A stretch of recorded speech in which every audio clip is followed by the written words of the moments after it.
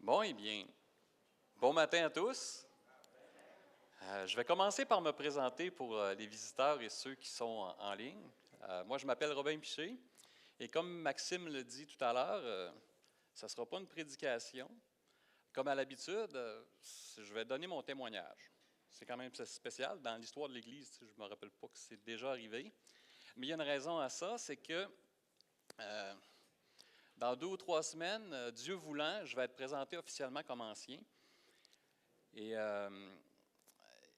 même si beaucoup de personnes me connaissent, pour certains, je suis un peu moins connu.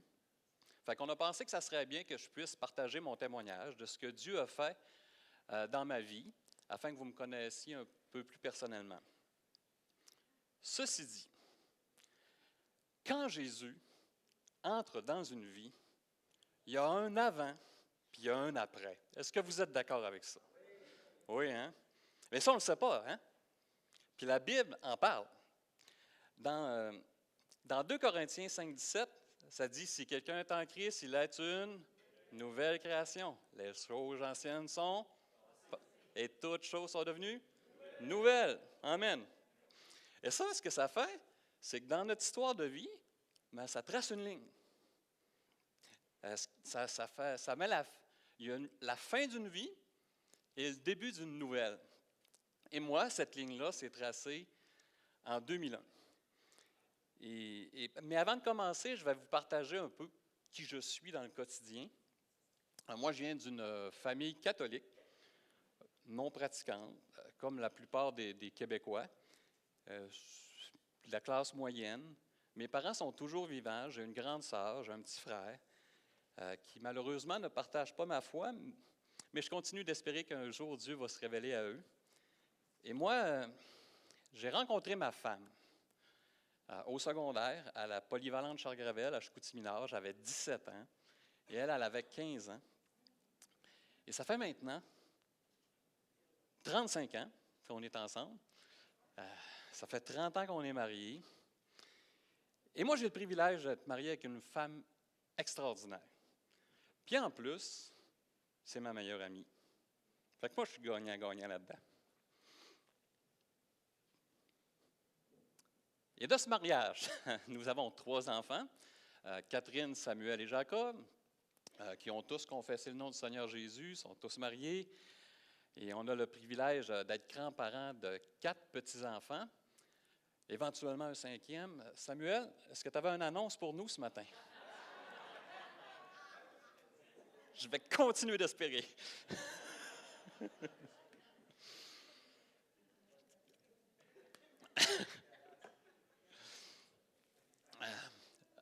Voici ce que je pourrais dire sur Robin avant d'être chrétien. Moi, à l'époque, j'avais un petit cercle d'amis. On était 4-5, on était très proches. Et comme j'étais extrêmement timide, moi, ça faisait mon affaire. Fait que ça ne me sortait pas de ma zone de confort. Je détestais le mensonge. Pas que j'en faisais jamais. Mais quand ça arrivait, je me sentais extrêmement mal. Puis lié avec le mensonge, je détestais l'hypocrisie. J'avais aucun intérêt pour Dieu, même si j'étais conscient qu'il existait. J'avais aucun intérêt pour les autres, donc pour toutes vous autres ici. Fait que moi, c'est juste mon petit monde qui m'intéressait. Fait que c'est ce qui est le plus pertinent à dire concernant moi avant d'être chrétien. Avant de commencer mon témoignage, j'aimerais juste faire une petite parenthèse. C'est que moi, j'aime beaucoup faire des liens entre les récits de la Bible et mon histoire personnelle. Même si les contextes et les situations sont pas exactement les mêmes, ça m'aide à connecter la Bible à ma propre vie. M'avez-vous compris? À ma propre vie. J'ai comme eu un trémolo. Alors, voici ma genèse, mon commencement avec Dieu. Puis avant même que je pense à Dieu, lui pensait déjà à moi.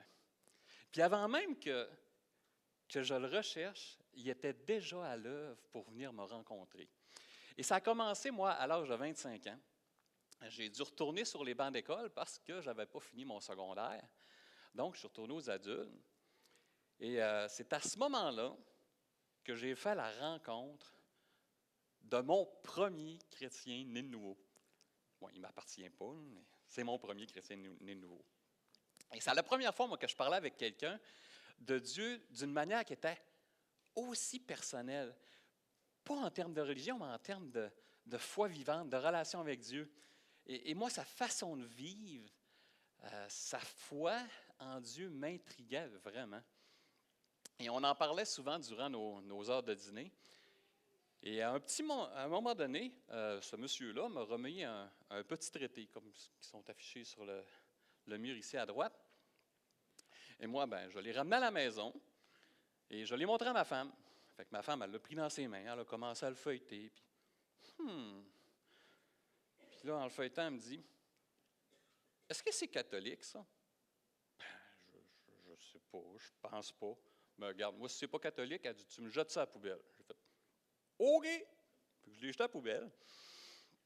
Par la suite, moi, j'ai continué d'avoir des discussions avec cet homme, mais pas trop longtemps parce que j'étais à la fin de mon parcours secondaire.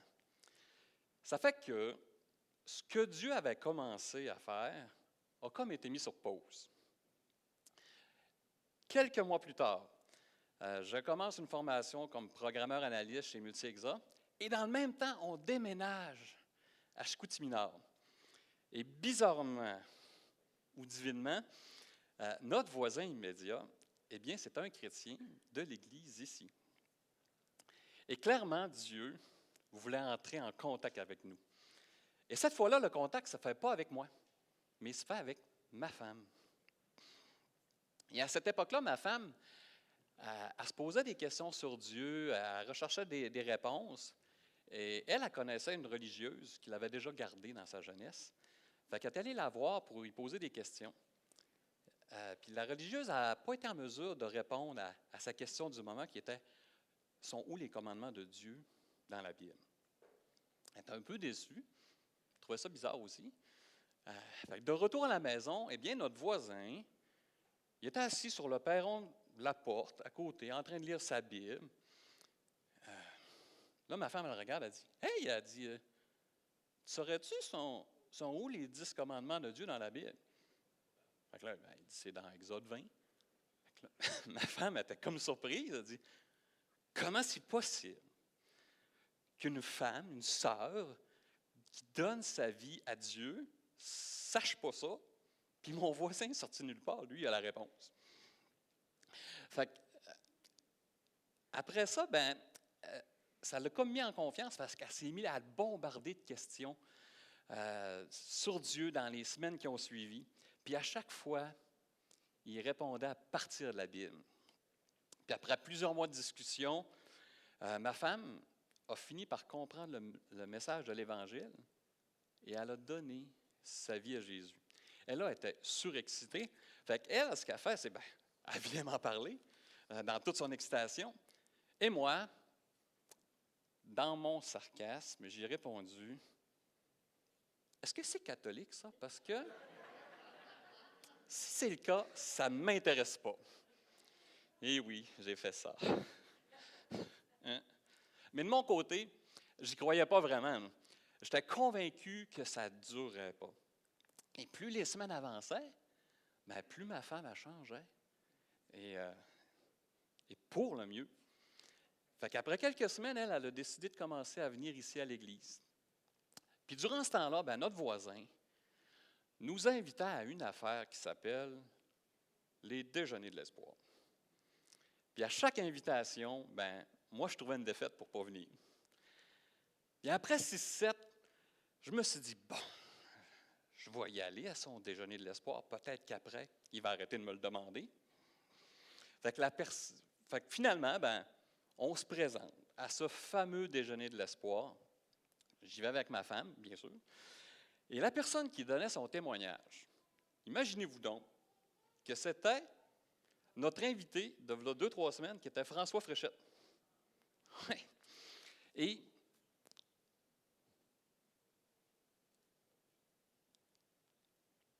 j'ai tellement aimé ça. Je vais prendre une gorgée, ça va m'aider. Moi, de voir sa vie transformée, de voir ce que Dieu avait fait au travers de sa vie, ça m'avait profondément touché.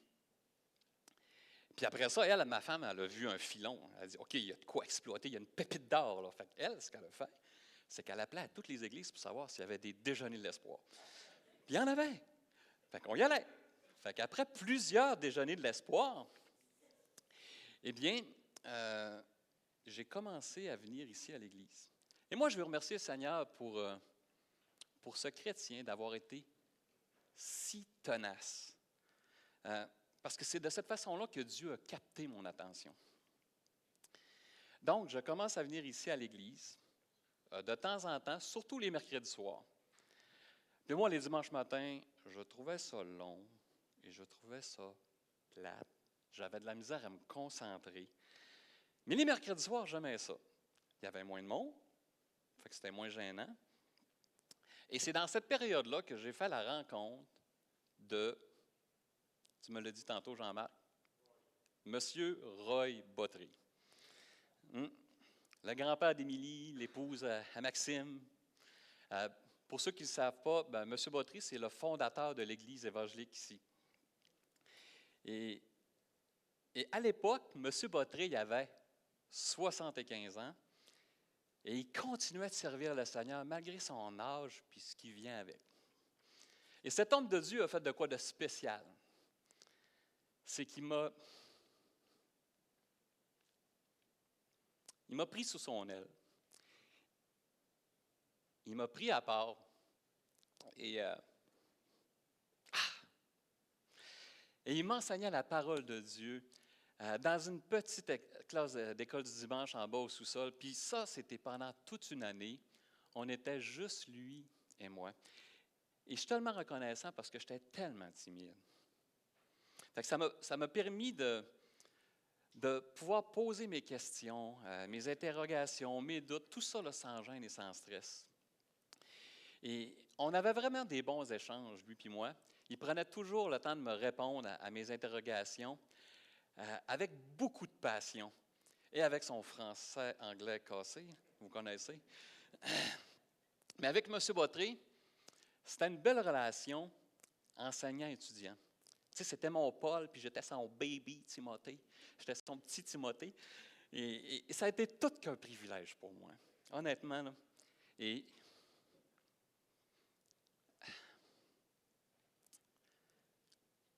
c'est les bouts les plus durs. Puis, au travers de son implication qu'il y a eu auprès de moi, M. Botry, il m'a appris une chose importante.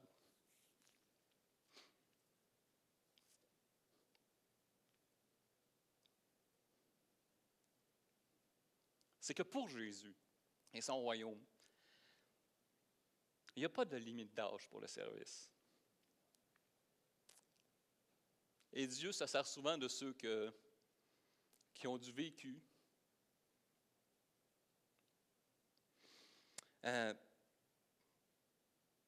Pour façonner et faire grandir ceux qui sont en train de le découvrir.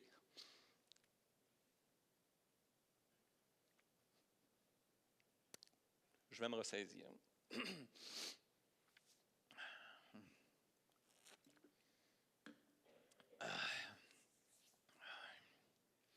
Fait que parfois, c'est une simple décision d'une personne qui veut s'impliquer peut marquer la vie de quelqu'un pour toujours. Puis moi, M. Botry, a marqué la mienne. Et après un an à accumuler de l'information sur Dieu, nous sommes le 19 mars 2001. C'est le soir de ma fête. Ma femme, Rosita, est complètement épuisée. Fait qu'elle se couche à 7 heures le soir. Bon, on avait fêté ma fête auparavant, il faut que je le dise. Pour pas qu'elle se sente mal. Fait que je faisais comme virer en rond dans la maison. J'étais toute seule. Fait que je décide, je vais aller prendre une marche dans le quartier. Et en marchant, je me mets à réfléchir à ma vie, à ce qui s'était passé dans les derniers mois, à ce que j'avais appris avec M. Botry. Et je connaissais très bien le message de l'Évangile. Tu sais, ça faisait quand même un an. Là. Mais j'étais encore ni chaud ni froid. Et ce passage d'Apocalypse me virait en tête. Et je veux vous le lire. Apocalypse 3,15. Ainsi, parce que tu es tiède et que tu n'es ni froid ni bouillant, je te vomirai de ma bouche. Et moi, dans ma marche, et en réfléchissant, je me disais, est-ce que je veux vraiment que Dieu me vomisse de sa bouche parce que je suis tiède? Parce que je reste là sans prendre de décision, sans prendre de position. Et après 1 heure et demie à peu près de marche, de réflexion, je me retrouve sur la rue Ardennes à Chicoutimi-Nord, dans le quartier Sainte-Claire. Au bout de la rue, ça finit comme un petit rond-point. Et c'est à ce moment-là que je me suis arrêté et que j'ai confessé le nom du Seigneur Jésus, que j'ai décidé de le suivre.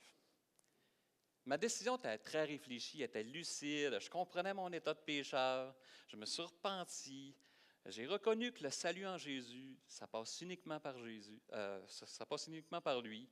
Et c'est là que j'ai donné ma vie. Et moi, cet endroit-là est spécial pour moi. Ce petit rond-point, c'est comme mon buisson ardent ou ma petite terre sainte. Un peu comme Moïse, tu sais, quand il a rencontré pour la première fois Dieu là, tu sais, dans le buisson. C'est significatif comme ça. Et c'est là que j'ai fait ma première rencontre avec mon Sauveur, d'une certaine façon. C'est là que j'ai reçu l'Esprit de Dieu, que j'ai été scellé de son Saint-Esprit, comme le dit Éphésiens 1,13. Et moi, je suis resté là, dans le silence, dans le noir, à regarder au ciel. Puis là, je me suis dit, ah, OK, c'est ça que ça fait. J'ai pas ressenti de puissance, j'ai pas ressenti de chaleur, rien de tout ça. Fait que j'ai fait, bon, ben, je vais retourner chez nous. Fait que je suis allé me coucher. Le lendemain matin, je me lève et je me regarde dans le miroir et je suis toute musclée. Non, c'est pas vrai. J'ai pas pu résister.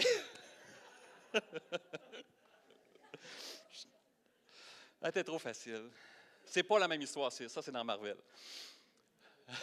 Le lendemain matin, je me lève et ma femme me regarde, elle dit, t'as de quoi de bizarre? Je dis, ben voyons, pas tout. Non, non, non. Elle dit, je te connais. Il y a de quoi? Il y a de quoi? Qu'est-ce que t'as? Fait que là, je sais, ben, elle n'a pas fait ça. Fait que là, ben, c'est parce qu'hier soir, je suis allé marcher, puis là, j'y raconte. Fait que là, elle capotait. C'est comme si on avait gagné 1 million de dollars. Fait que moi, en tant que nouveau chrétien, en tant que nouvel enfant de Dieu, eh bien, la seule conversion que je connaissais, c'était celle de ma femme. Et elle, sa transformation, elle a été phénoménale. Elle a changé bout pour bout en quelques semaines. Et je m'attendais à vivre un peu la même affaire. Mais non, ça ne s'est pas passé comme ça. J'ai appris assez vite que chaque conversion est différente. Pour certains, c'est plus spectaculaire, c'est plus rapide. Et pour d'autres, c'est plus progressif, c'est plus lent, c'est plus silencieux. Et 2-3 ans plus tard, après avoir pris cette décision-là, vu de l'extérieur, ben, ça aurait été normal de se poser des questions concernant mon salut en Jésus. Parce qu'il n'y avait pas grand-chose qui avait changé. Là.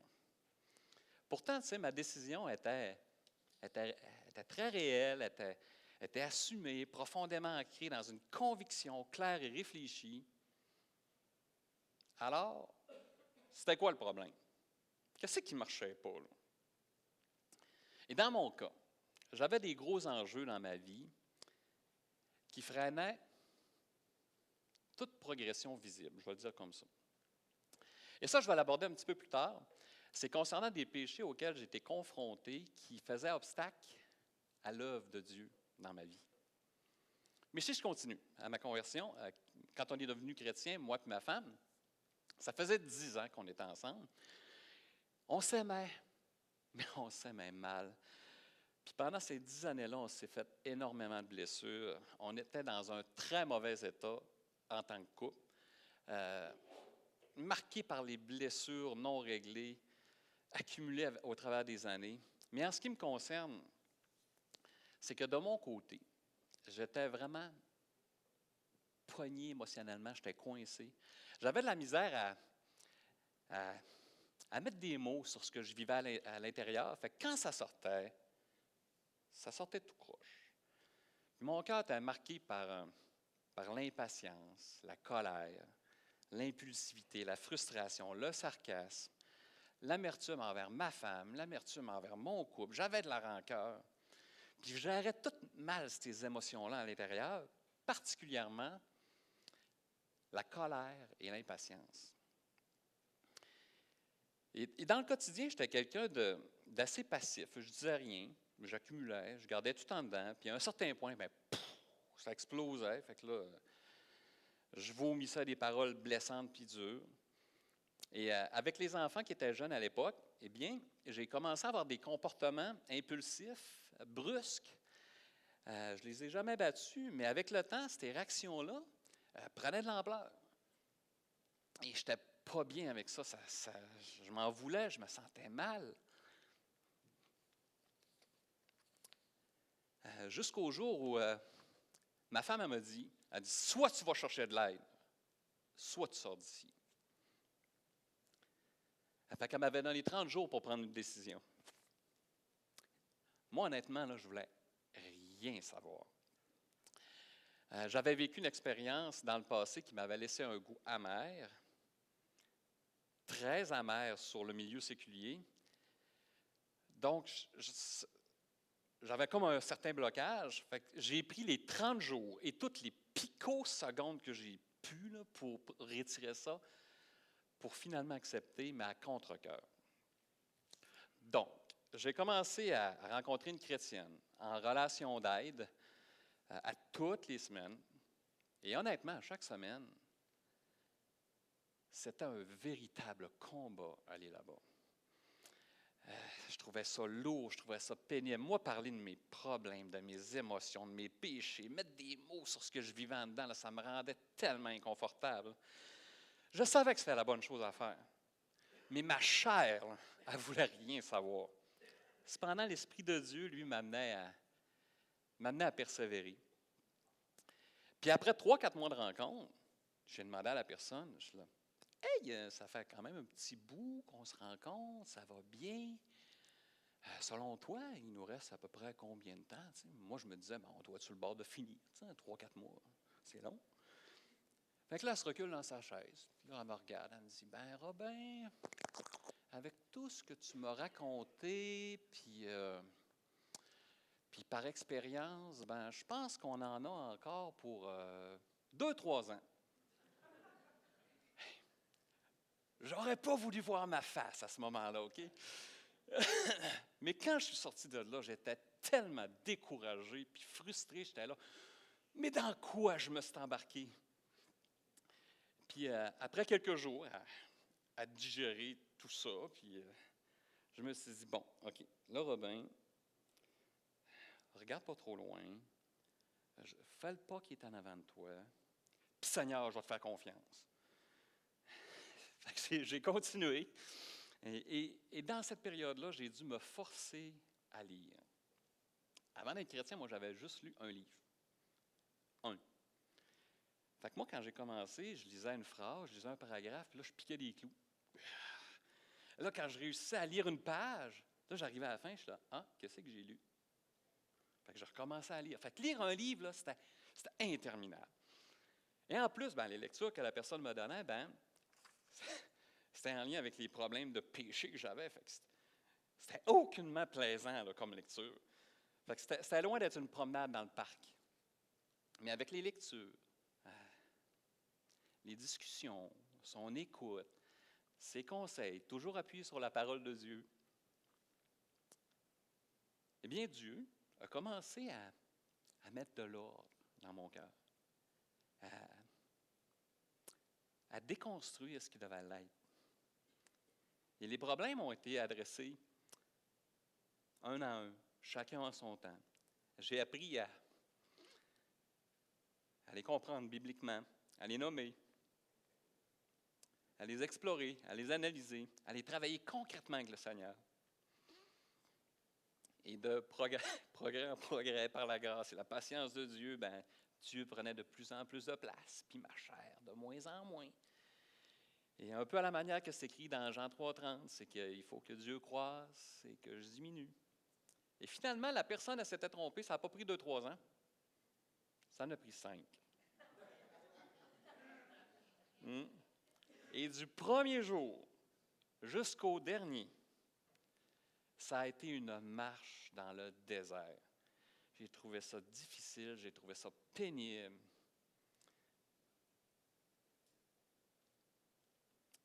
Mais nécessaire. Et à travers le counseling, j'ai appris quelque chose de très important concernant la vie chrétienne. C'est que vivre pour Christ et lui ressembler, ce qu'on appelle la sanctification progressive, eh bien, d'avoir une attitude de passivité, c'est une erreur. Il ne faut pas rester les bras croisés en regardant nos travers, nos comportements, nos péchés. Tu sais, vivre sa foi puis ressembler à Jésus, c'est pas dire, ben, le Seigneur va régler mes problèmes. C'est lui qui va s'occuper de tout. Et moi, quand j'ai accepté le Seigneur Jésus, je pensais que ça allait se passer comme ça, que Jésus allait s'occuper de tous mes problèmes. Mais comprenez-moi bien, je veux que ce soit clair. Le Seigneur Jésus est important. Son esprit en nous joue un rôle essentiel. C'est lui qui nous interpelle, c'est lui qui nous révèle ce qui ne fonctionne pas à l'intérieur, dans notre tête, dans notre cœur. Mais ce que j'ai compris, c'est que Jésus ne fera jamais les pas d'obéissance à ma place. Jamais.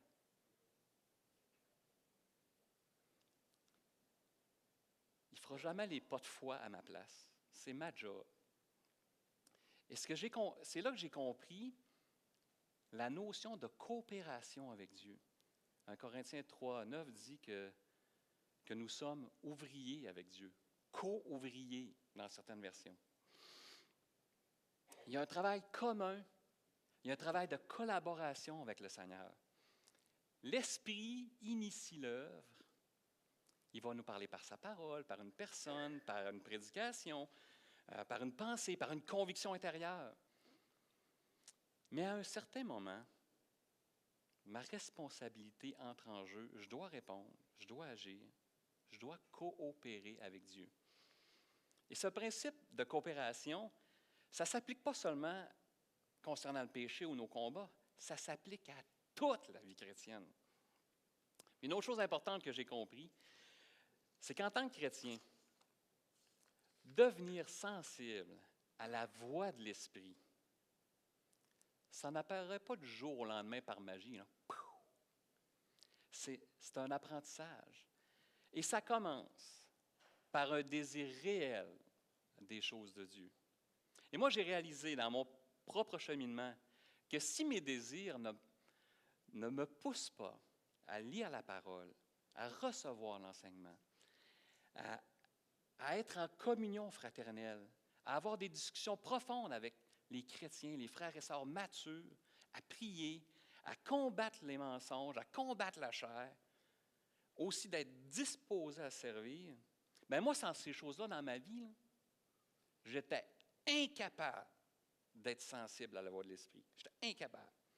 Puis ça faisait en sorte que souvent, je tombais dans mes propres raisonnements humains. Parfois, je pensais réellement que ça venait de Dieu, alors qu'en réalité, c'était surtout un manque de connaissance biblique de ma part et de discernement spirituel que j'avais. Et tout ce que je viens de vous partager concernant ces certaines compréhensions que j'ai eues au travers du temps sont nées au cœur de lutte et de combat.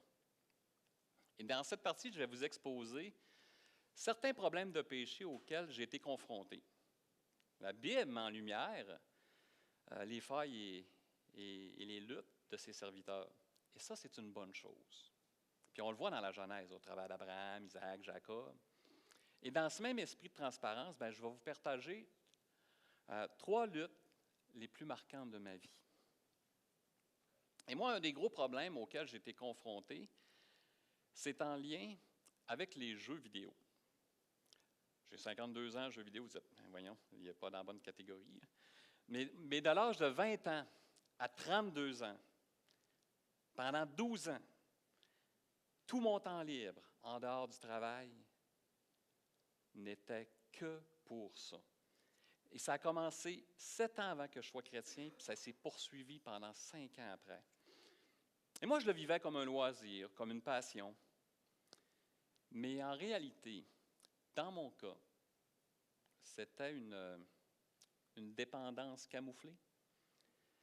Il n'aurait surtout pas fallu me dire ça à cette époque-là, je ne l'aurais pas pris. Mais les jeux vidéo prenaient toute la place. Et je passais toutes mes soirées, toutes mes fins de semaine à faire ça. Puis de temps en temps, quand j'étais présent, je n'étais pas présent. Mes pensées étaient constamment absorbées par ça. Et tout le reste de ma vie était atrophié à cause de ça. Et après 8 ou 9 ans de jeux vidéo, il y a des choses qui ont commencé à se passer. Plus je faisais du travail spirituel, plus une tension intérieure s'installait. Plus je faisais de la place à Dieu, plus l'Esprit de Dieu avait de la place pour me parler. Et j'ai commencé à ressentir de la tristesse, du remords, de la lourdeur face aux jeux vidéo que je n'avais jamais ressenti avant. Puis malgré ça, je continuais à jouer avec la même intensité, malgré ce qui se passait en dedans. Cependant, l'Esprit de Dieu m'interpellait de plus en plus, puis ce poids-là devenait de plus en plus dur à porter. Et j'ai essayé d'arrêter, mais j'étais incapable. Au début, je demandais à Dieu de m'en libérer, ça ne faisait pas. Et avec le temps, mes prières sont devenues de plus en plus sincères, plus profondes, plus pressantes. Et tranquillement, j'en suis devenu à ressentir comme une forme de dégoût envers les jeux. Puis intérieurement, c'était comme si j'avais un trop-plein qui s'accumulait. C'était comme si j'avais envie de les vomir. Puis après 3 ans de lutte intérieure, j'ai pris l'énorme décision de tout arrêter d'un coup sec. Et autant j'avais aimé les jeux vidéo, autant j'avais lutté, autant l'arrêt s'est fait d'une manière inespérée. Et j'ai été complètement délivré de ça, puis ça n'a plus jamais été un combat dans ma vie. Puis, gloire à Dieu, j'ai rien fait à part, juste à part prier, puis gloire à Dieu. Mais après cette libération-là, plusieurs choses ont commencé comme à débloquer. Et j'avais enfin du temps pour Dieu, pour ma femme, pour mes enfants, pour la lecture, pour la prière. Et pour les jeux vidéo, le processus a quand même été simple. Mais c'était long. C'était long dans le temps. Mais il y a des combats qui demandent des fois des stratégies, des plans concrets. Parfois, ça demande des ajustements sur le court terme, sur le long terme. Et la lutte suivante allait demander un chemin très différent. Et le deuxième problème que je veux partager avec vous, qui est arrivé beaucoup plus tôt dans ma vie, dès l'adolescence, c'est la pornographie. Et ce péché-là, je l'ai traîné en cachette dans mon mariage et dans ma vie avec Dieu. Et à un certain moment donné, ma femme l'a découvert. Ça a créé un tsunami de conflits, de déception, de bris de confiance. Et la question de la pornographie a été abordée vers la fin de mon parcours de counseling. Et on en a quand même parlé pendant plusieurs mois. La personne m'a fait lire des lectures sur le sujet qu'elle m'avait recommandé. Mais contrairement aux jeux vidéo, ce combat-là a été beaucoup plus complexe. Au fil des années, même après mon parcours de counseling, j'ai dû essayer différentes stratégies. Certaines ont fonctionné pour un temps, d'autres pas du tout. Et j'ai dû réajuster ma manière de vivre, particulièrement dans les moments où je me trouvais seul à la maison.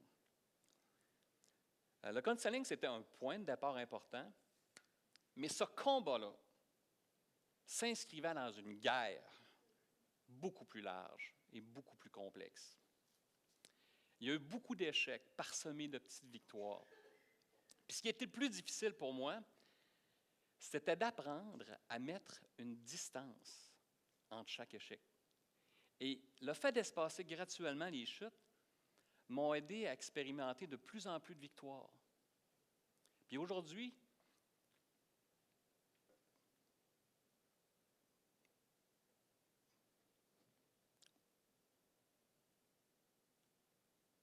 je rends gloire à Dieu pour cette victoire-là que j'ai depuis plusieurs années sur la pornographie. Cette guerre-là est sous contrôle.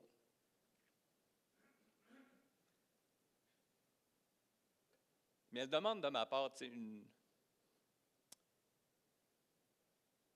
vigilance constante.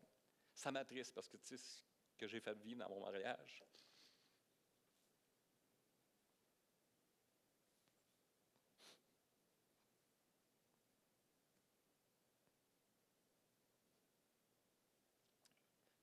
Puis ça demande de ma part que je demeure équipé des armes de Dieu qu'on peut voir dans Éphésiens 6.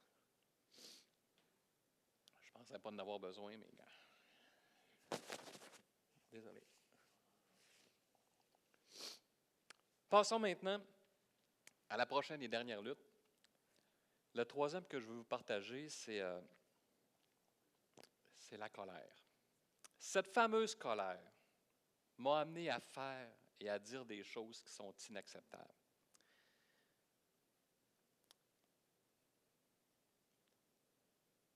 Mes enfants en ont beaucoup souffert. Puis honnêtement, c'est le péché avec lequel j'ai le plus de difficultés à lutter. Pourquoi? Parce que contrairement aux jeux vidéo puis à la pornographie, où j'étais en mesure de voir venir les signes, les avertissements, les moments à risque, avec la colère, là, j'étais incapable de la voir venir, incapable. Je pouvais passer du calme à l'explosion en quelques secondes. Fait que l'ouverture de la fenêtre, là, elle était tout petite. Et d'apprendre à détecter ce qui se passait en moi, de comprendre ce qui jouait à l'intérieur, ça a été tout qu'un défi avec le Seigneur. Et quand tu deviens chrétien, assez vite, tu es confronté avec des textes bibliques qui parlent de la colère. Il y en a plein. Romains 12, 19, c'est « Ne vous vengez point vous-même, bien-aimés, mais laissez agir la colère de Dieu. Car il est écrit, à moi la vengeance, à moi l'attribution, dit le Seigneur. Mais moi, je le vivais plus. À moi la vengeance, à moi la rétribution, dit Robin. C'était carrément ça, là. Fait que j'ai dû apprendre à inverser ça, à descendre du siège du juge, à laisser Dieu prendre la place qui lui revenait. Et concrètement, pour y arriver, eh bien, j'ai dû apprendre à ne plus accumuler, à mettre des mots sur ce que je vivais, à m'exprimer d'une façon saine, à reconnaître ce qui déclenchait ma colère. Et encore aujourd'hui, je lutte avec ça. Mais avec les années, avec l'aide du Seigneur, j'ai appris à reconnaître un peu plus rapidement cette petite ouverture. Et les jeux vidéo, que ce soit les jeux vidéo, la pornographie, la colère, ils ont tous été abordés dans mon parcours de counseling. Il y a plein d'autres affaires aussi qui ont été faites. Et là, je ne suis pas en train de faire la promotion du counseling. Hein? Ça fait juste partie de mon parcours. Chacun a le sien. Est-ce que c'est obligatoire de faire du counseling? Ben non. Mais dans mon cas, je dois reconnaître que ces 5 années-là ont permis à Dieu de faire un grand ménage. Bon, assez parlé de mes problèmes. On va poursuivre. J'ai essayé de vous situer dans l'histoire. C'est au moment où j'ai été libéré des jeux vidéo. Je suis seul à la maison. Je suis devant mon poêle à bois en train de lire la Bible. De mémoire, je lisais dans le début de l'Évangile de Matthieu. Et c'est Jésus qui vient en Galilée et qui se fait baptiser par Jean le Baptiste. Le Fils de Dieu se fait baptiser. Le Sauveur du monde. Moi, ça fait 5 ans que je suis chrétien, puis je ne suis pas baptisé. J'attends quoi?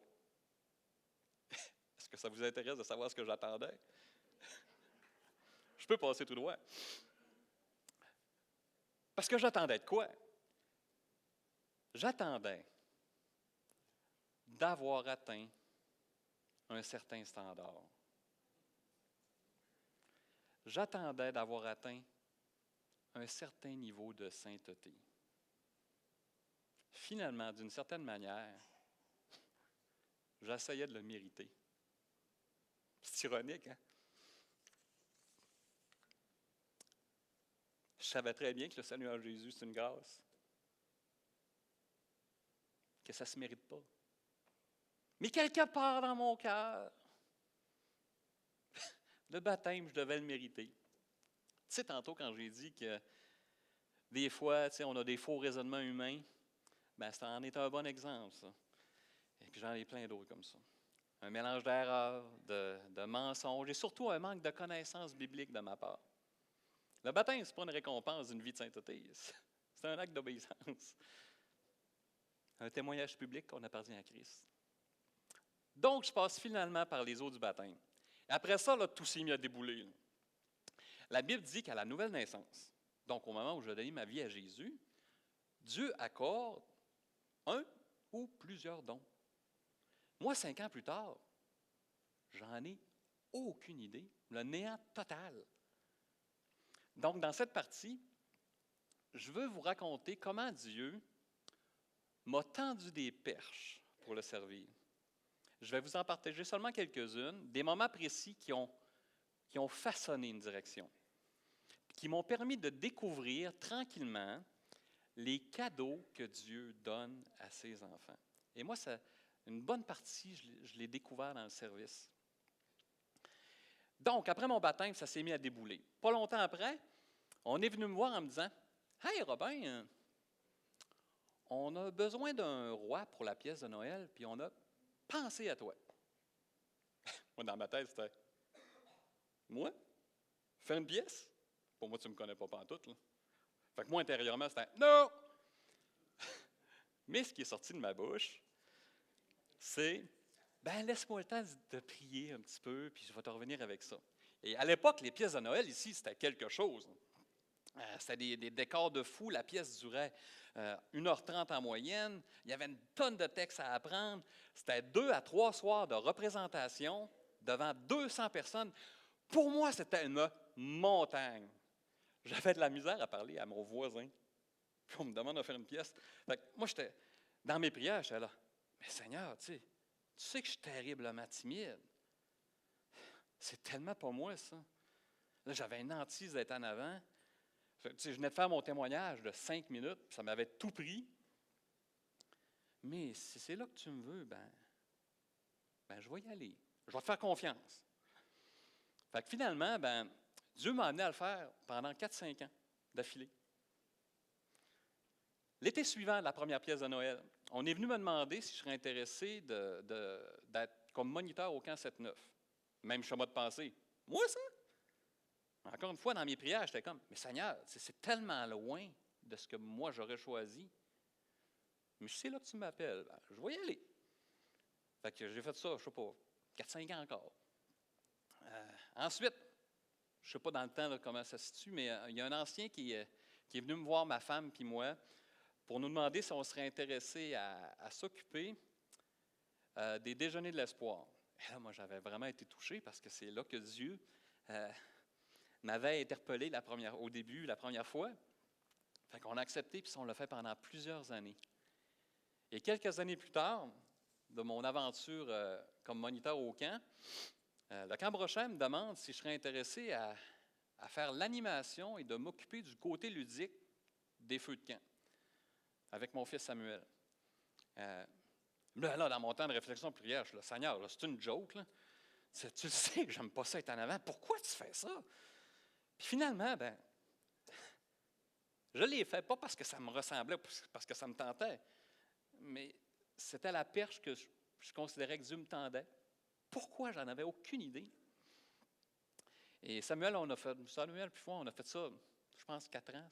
4 ans. C'était une belle expérience père-fils. Ensuite, il y a des choses qui ont commencé à comme se peaufiner. Fait, on a fait des cellules de couple maison, moi et ma femme, pendant 3-4 ans avec des jeunes couples ici qui ne sont plus des jeunes couples. On On a donné des cours de couple aussi le dimanche, ici, pendant peut-être 2-3 ans. Puis en 2015, j'ai commencé ma formation en counseling biblique, puis en parallèle, j'avais commencé des rencontres. Puis 9 ans plus tard, ce parcours-là a amené à quelque chose que j'aurais jamais pu imaginer de ma vie. C'est l'ouverture d'un centre de counseling biblique accrédité ici. On vous l'avait présenté en fin 2024. Je ne m'étalerai pas là-dessus, mais on vous l'avait présenté. Mais ce que je peux dire, en lien avec mon appel au counseling, c'est que ce qui m'a poussé à me former dans ce domaine,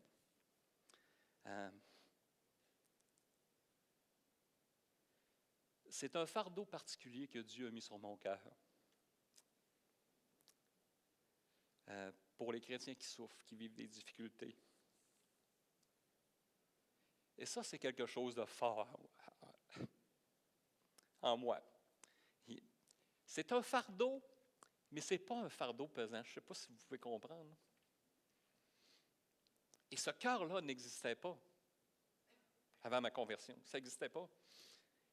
À 27 ans, moi, je n'avais aucun intérêt pour personne, à part ma petite vie, mes petites affaires. Et ce que Dieu a mis là, mais moi, j'ai la conviction que ça fait partie du plan de Dieu pour ma vie.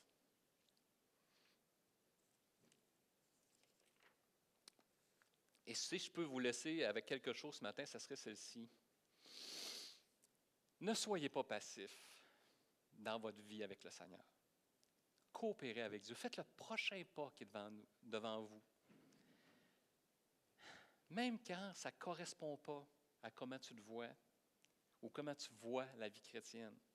Même quand c'est lent, même quand c'est difficile, même quand c'est inconfortable.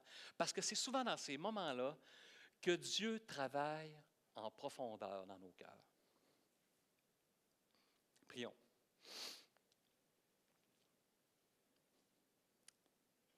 Notre Dieu, merci de m'avoir donné l'occasion de partager, Seigneur, ce que tu as fait dans ma vie. J'en avais tellement, tu as tellement été au-devant de moi toute ma vie.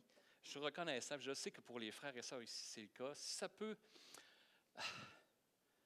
ça peut encourager quelqu'un dans ce qu'il vit, dans les questionnements qu'il a, bien, Seigneur, que ton nom soit béni. Et Seigneur, on te remet ce dimanche. Fais du bien à ces gens qui sont chers à mon cœur, à ce peuple de Dieu. Notre Dieu, bénis-nous pour le reste de cette journée, que ce soit pour ta gloire. Amen. Merci.